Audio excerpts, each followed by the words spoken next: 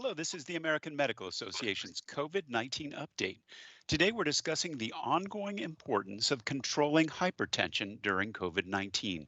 I'm joined today by Vice Admiral Jerome Adams, Surgeon General of the United States in Washington, D.C., Dr. Kate Curley, the AMA's Director of Chronic Disease Prevention and a family physician in Chicago, and Dr. Eduardo Sanchez, CMO for Prevention at the American Heart Association in Dallas.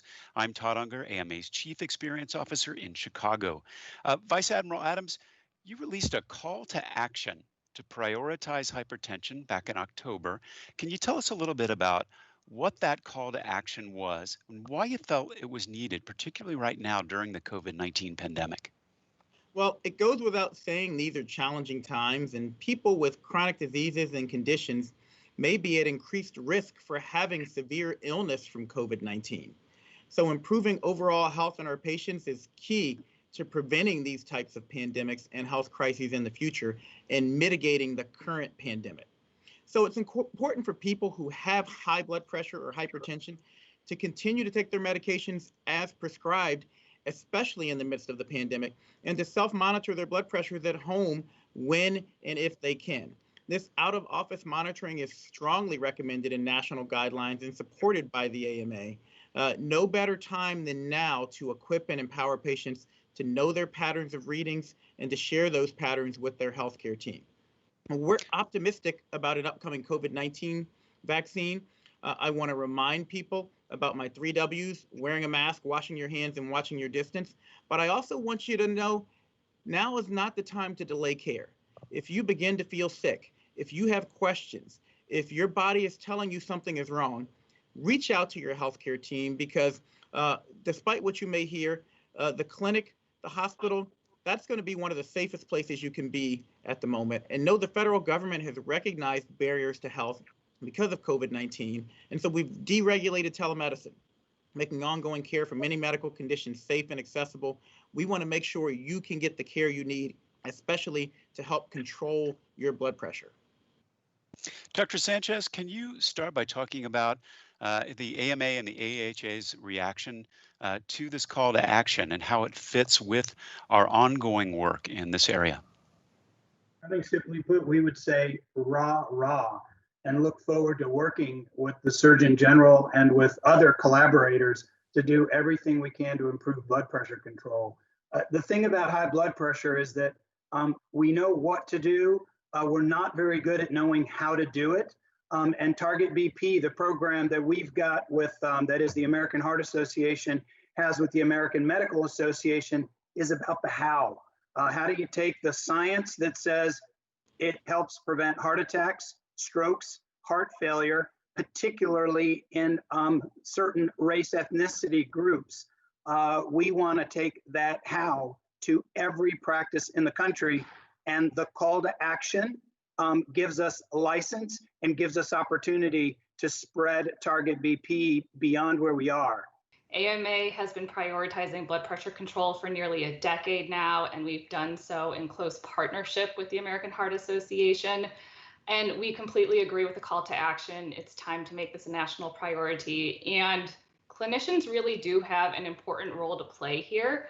We have seen in our work with physician practices and healthcare organizations of really all shapes and sizes that they are enthusiastic about improving their quality of care. And to get nerdy for a second, there's a really good place to start when you think about improving blood pressure care, and that is with accurate blood pressure measurement.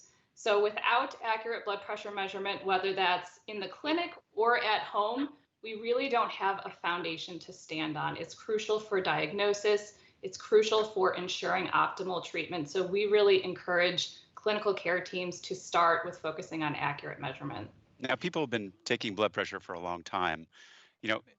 Don't all healthcare professionals know how to measure blood pressure accurately at this point? No, they do not.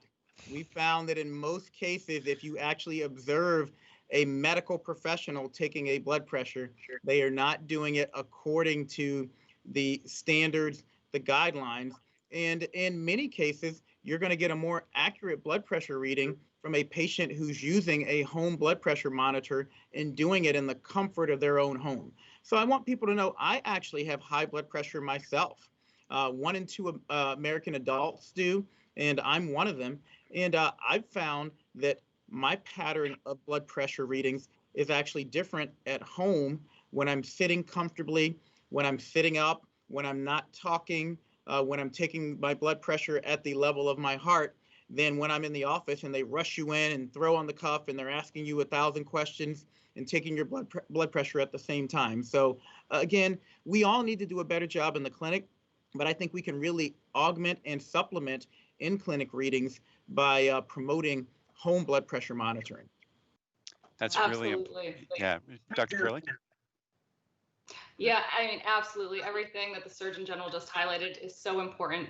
And there are things that we can do from a system standpoint within the clinic itself to get more accurate measurements there, including retraining our healthcare professionals. Blood pressure measurements are a really complex skill. We know it decays over time. And so AMA and AHA, we have worked to really standardize training and offer trainings to healthcare professionals, really with that goal of making sure that we're all prepared to measure an accurate blood pressure every time. But that out of office blood pressure measurement piece is absolutely crucial as well. We are really working to support patients in being able to self-measure their blood pressure at home as well. And we don't want to slow you down, but the primary goal of the call to action is really to identify evidence-based interventions that can be implemented, adapted, and expanded to improve control over hypertension. And home blood pressure monitoring, again, one of the biggies. Mine costs $35 at Walmart. That may be too expensive for a lot of people, and we're working on a federal level and with payers to encourage them to pay for home blood pressure monitors, but it's certainly not the $150, $200 that it was several years ago. We've never had better tools and better resources to get our nation's blood pressure under control. Vice Admiral Adams, the pandemic, obviously people have a lot on their mind right now. How has it affected all the efforts to control hypertension? Well, we know that many people have said that they've put off regular checkups. And unfortunately, some people have put off what would otherwise be urgent care during the time of the pandemic. So again, if you have concerns about your numbers, if you don't feel right, you're having a headache, you're having some of the symptoms of a hypertensive crisis, please don't be afraid to go in to the hospital. And while hypertension alone hasn't been shown to be a risk factor for worse outcomes from COVID, uncontrolled hypertension causes stroke, causes heart attacks, causes cardiovascular disease and other issues, which are predictors of negative outcomes from COVID-19. I hate when we compare one disease versus another, because to the individual, what is affecting you is affecting you. But I do want to remind people that 266,000 people have died from COVID-19 at the time we're doing this recording. 500,000 people die every single year with uncontrolled blood pressure listed as a primary or secondary cause of death on their death certificates. So while we don't want to pit one against the other, we absolutely can't afford to forget hypertension for the sake of COVID, because it's going to hurt our response to COVID and it's going to cause many more people to die unnecessarily. Mm-hmm. It is worth mentioning. It is worth mentioning that with hypertension come other things, and so those individuals who have high blood pressure may have other underlying medical conditions, whether that's high cholesterol, type 2 diabetes, full-blown but not yet diagnosed cardiovascular disease, or something that's getting ready to be stroke disease. So having high blood pressure is probably a sign that you should be hyper vigilant around COVID-19. And just to reiterate, because I think repetition is really important, the 3 W's, wearing a mask, washing your hands, watching your distance, is important every single day, with or without hypertension. One more thing, the American Heart Association has had a campaign, Don't Die of Doubt, which just to underscore what our Surgeon General is saying, if you are having symptoms that you have heard over and over might be a heart attack or stroke, or somebody is complaining of them, call 911. the place to be evaluated and taken care of is in an emergency room setting where they've got the equipment to evaluate you, they've got the means to protect you from COVID-19, and they've got the means by which to save your life if that's what's indicated. That's such important advice. Vice Admiral Adams, your call to action also mentioned that barriers exist for certain communities to gain control of hypertension. Can you talk about some of those barriers and, what your hope is for addressing them long term? Well, we know hypertension is controllable, and yet control rates are stagnant, especially amongst people of color. Why is that? Well, in many cases, these individuals living in these communities have barriers that are not medical, but they're social. They're what we call these social determinants of health. We know that things like transportation to get back and forth to your appointments, a living wage that helps alleviate stress so that you're not working 3-4 jobs and that you're able to get a good night's sleep, because guess what? Lack of sleep leads to high blood pressure. We know that not living in an environment where you're constantly threatened either by intimate partner violence or by the surrounding neighborhood that you live in, being a high violence neighborhood, impacts your risk of high blood pressure. And so what we need to do is understand our numbers and make sure we are standardizing the medical remedies, but we also need to take a step back and understand the social risk factors, the social pre-existing conditions that also put people at risk for blood pressure and make it harder for them to control their blood pressure. I think we need to help people understand that there are generic medications out there now. You don't need to be on the $50 or $100 a month pill. My blood pressure medication costs $4 a month. I don't think enough people out there, and I include practitioners in this, recognize that you can get just as good a control with a $4 medication in most people as you can with a $40 medication. And far too often, as clinicians, we don't take the time to ask that question or to inquire, and we become the barrier to someone being compliant with their medications because we write for a medication that people can't afford, with the knowledge that in many places, people don't have insurance and they are paying for this out of pocket. Dr. Sanchez, do you have any additional context?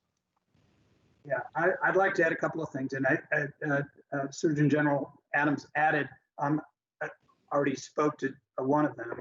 And one of them is we know that not having health insurance increases the likelihood of poor control in persons diagnosed with high blood pressure. So the extent to which organizations like the American Heart Association can advocate for expanded health insurance, critically important. In this time of COVID, we should beware that there are people who have lost their jobs and lost their health insurance. And so organizations like AMA and AHA also need to help direct people to some of our federally funded, federally qualified health centers where which are designed to provide care for people who do not have insurance and who are trying mightily to get blood pressure under control. One other thing to add, a very recent study, a person who has not seen a doctor in a year and has been diagnosed with high blood pressure has the lowest level of control of all the different factors that we've talked about so far.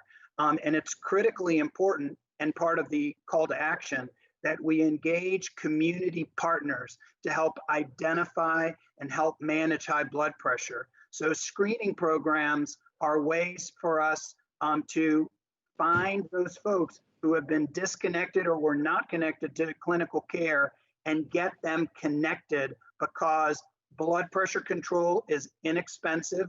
Blood pressure control is relatively simple in the scheme of the things that one has to figure out every single day.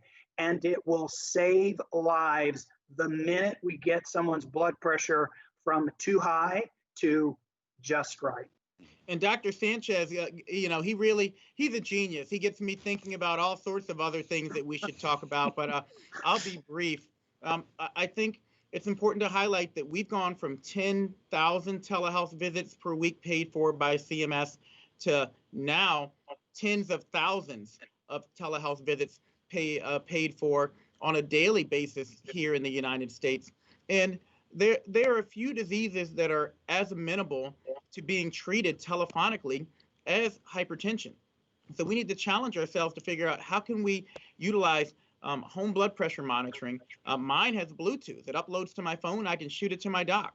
And then we check in with people because that's connected with an electronic health record. And then we tell them, hey, if your blood pressure is a little bit out of control, let's bump up your Norvasc a little bit. Let's make sure you're getting that under control. We have so many tools available to decrease the number of people who are going without care or without seeing a physician, even if they can't have a face-to-face encounter. And the one other thing I mentioned that Dr. Sanchez got me thinking about in regards to COVID is diet and exercise. And in the midst of COVID, we've all been told to sit at home and stay on our couches. Everyone's ordering in. And we're doing that to protect ourselves from COVID. But guess what? That's increasing our risk for high blood pressure. So I want to encourage people to try to think about creative ways to be active, even in the midst of a pandemic.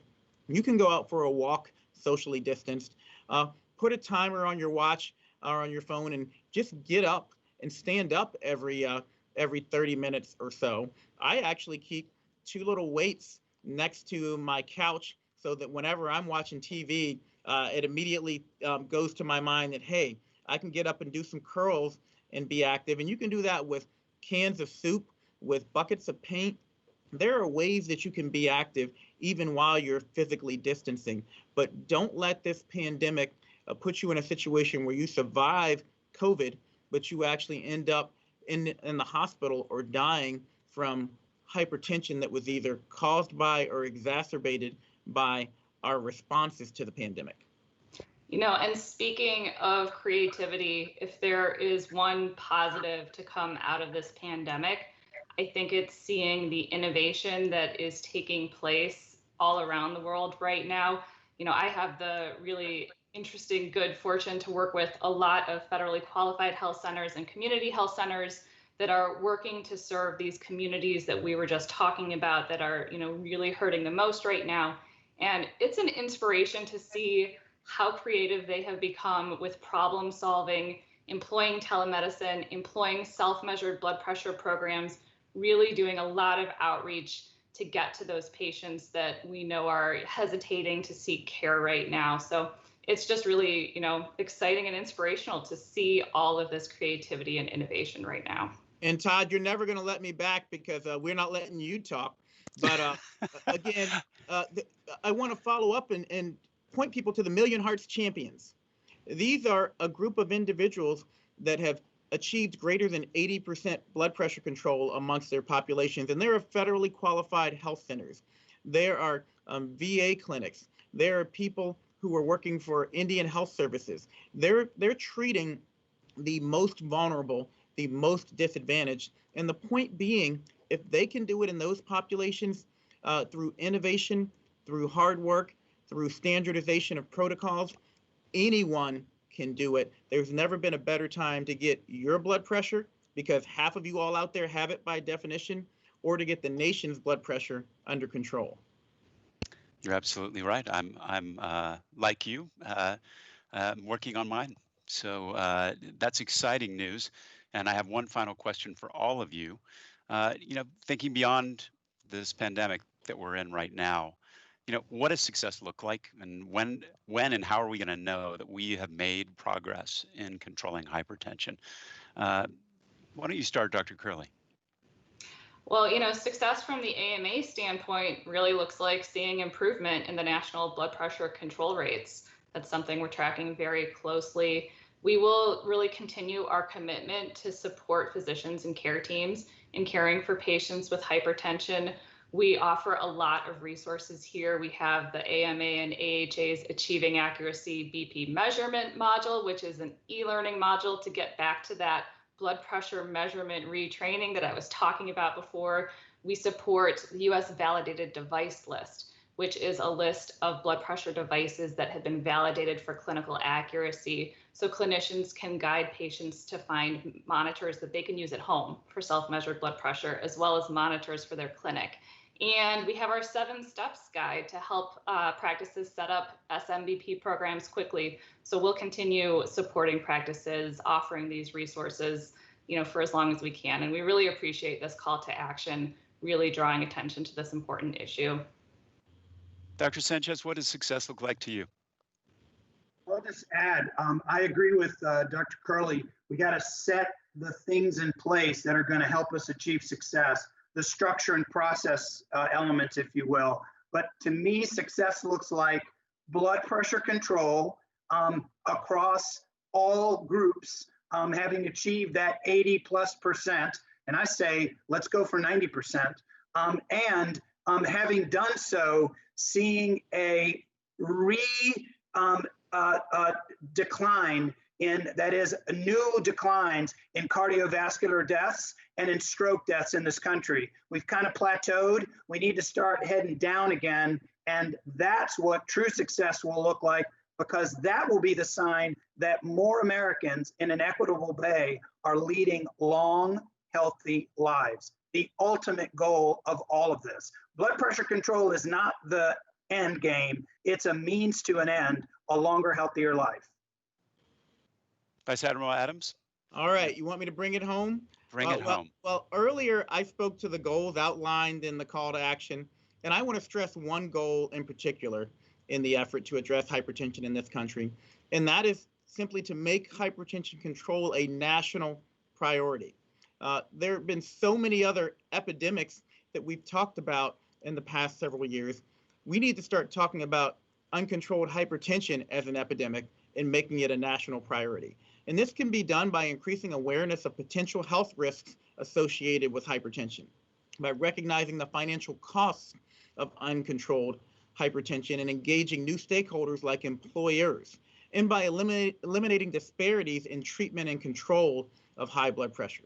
Success to me is seeing the national control rate begin to improve again, because you all know we saw it declining and then we saw it level off and start to go back up. That's going to take likely a few years, but shorter term successes include more people adopting best practices within health systems across the country, treatment protocols, med adherence strategies, out-of-office monitoring, things that are best practices, seeing lower sodium food options available everywhere at an affordable price, not just available, but available at an affordable price, and communities filled with safe and easily accessible places to be physically active. And we're seeing expansions of that with blue zones in purpose-built communities. Controlling hypertension is achievable, but not without collaboration. We need broad-scale, multi-sector, culturally sensitive, and diverse interventions. And progress will only be seen when we begin to implement these strategies for hypertension control and rates of uncontrolled hypertension go down. But the good news is, again, many people are doing it, and we lay out these best practices in the call to action. And I want to thank the AMA. I want to thank the AHA for helping us put together this call to action. And we just want to encourage you all to read it and to help us make hypertension control a priority, and then everything else will flow from that. And I want to thank the three of you for this amazing discussions. Vice Admiral Adams, Dr. Curley, Dr. Sanchez, thanks so much for being here and sharing your perspectives. We'll be back soon with another COVID-19 update. For resources on COVID-19, visit the AMA site, ama-assn.org/COVID-19. Thanks for joining us. Please take care. Thank you.